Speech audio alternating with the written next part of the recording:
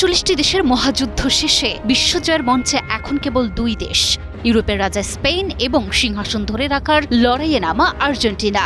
যুক্তরাষ্ট্রের নিউ জার্সির মেটলাইফ স্টেডিয়ামে বসতে যাচ্ছে তাদের হাই ভোল্টেজ ফাইনাল। তবে কেবল খেলা নয়, ফুটবল বিশ্বকাপ ফাইনালে এবার এমন কিছু ঘটতে যাচ্ছে যা ফুটবল ইতিহাসে আগে কখনো ঘটেনি।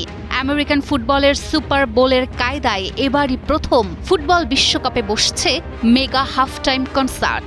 আর এই গ্ল্যামারের আলো ছড়াতে গিয়ে খোদ ফিফাই ভাঙতে চলেছে ফুটবলের নিজস্ব আইন। ৮২,০০০-এরও বেশি দর্শক ধারণ ক্ষমতা সম্পূর্ণ ঐতিহাসিক মেটলাইফ স্টেডিয়াম, যেখানে ২০১৬ সালের কোপা আমেরিকার ফাইনাল হয়েছিল, সেখানে এবার নির্ধারিত হবে বিশ্ব ফুটবলের শ্রেষ্ঠত্ব। আর সেখানেই ফাইনালের প্রথমার্ধের বাঁশি বাজার সাথে সাথেই বদলে যাবে পুরো দৃশ্যপট। ব্রিটিশ সংবাদ মাধ্যম দ্য টাইমসের প্রতিবেদন অনুযায়ী ফাইনালের প্রথমার্ধ শেষে মাঠে নামবেন বিশ্বখ্যাত সব তারকারা। গ্লোবাল সিটিজেনের সাথে যৌথ উদ্যোগে আয়োজিত ১১ মিনিটের এই জমকালো কনসার্টে মঞ্চ মাতাবেন Shakira, BTS, Madonna, Justin Bieber, Coldplay এবং বার্না বয়ের মতো গ্লোবাল আইকনরা। সুবিধাবঞ্চিত শিশুদের শিক্ষা ও ফুটবলের অধিকার নিশ্চিতের তহবিল গড়তেই এই মেগা আয়োজন। কিন্তু গোল বেঁধেছে অন্য জায়গায়। ১১ মিনিটের এই কনসার্টের বিশাল মঞ্চ তৈরি এবং তা মাঠ থেকে সরিয়ে নেওয়ার জন্য প্রয়োজন বাড়তি সময়। রাজধানীতে নিজস্ব জমিতে আমরা গড়ে তুলছি আপনার সুখের আবাস, এডিসন রিয়েল এস্টেট। আর এই কারণেই প্রথাগত ১৫ মিনিটের মধ্যবিরতি বাড়িয়ে প্রায় ৩০ মিনিট করার পরিকল্পনা করছে ফিফা, যা সরাসরি সাংঘর্ষিক আন্তর্জাতিক ফুটবলের নিয়মের সাথে। বিশ্বকাপের নিয়মের ৩৬.১ অনুচ্ছেদ বলছে, সব ম্যাচ আন্তর্জাতিক ফুটবল অ্যাসোসিয়েশন বোর্ড বা IFAB এর আইন মেনেই চলতে হবে।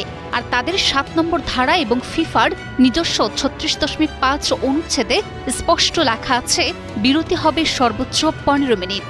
বিশেষ প্রয়োজন ছাড়া রেফারি চাইলেও এর ১ সেকেন্ড বেশি বাড়াতে পারবেন না। অথচ ফিফা কোনো আনুষ্ঠানিক ঘোষণা কিংবা বিশেষ অনুমতি ছাড়াই ফুটবলকে তার চিরাচরিত নিয়মের বাইরে নিয়ে যাওয়ার একগুঁয়ে সিদ্ধান্ত নিয়ে ফেলেছে। বিরতি লম্বা হলে ক্ষতি কি? উত্তরটা লুকিয়ে আছে ফুটবলারদের শরীরে। ২০২১ সালে লাতিন আমেরিকার ফুটবলের সর্বোচ্চ সংস্থা কনমেবল ফাইনালে কনসার্ট করার বিরতি ২৫ মিনিট করার প্রস্তাব দিয়েছিল। তখন IFAB তা সরাসরি নাকচ করে দেয়। যুক্তি ছিল অকাট্য, বিরতি দীর্ঘ হলে খেলোয়াড়দের শরীর ঠান্ডা হয়ে যায়, যা তাদের ফিটনেস ও নিরাপত্তার জন্য অত্যন্ত ঝুঁকিপূর্ণ হতে পারে।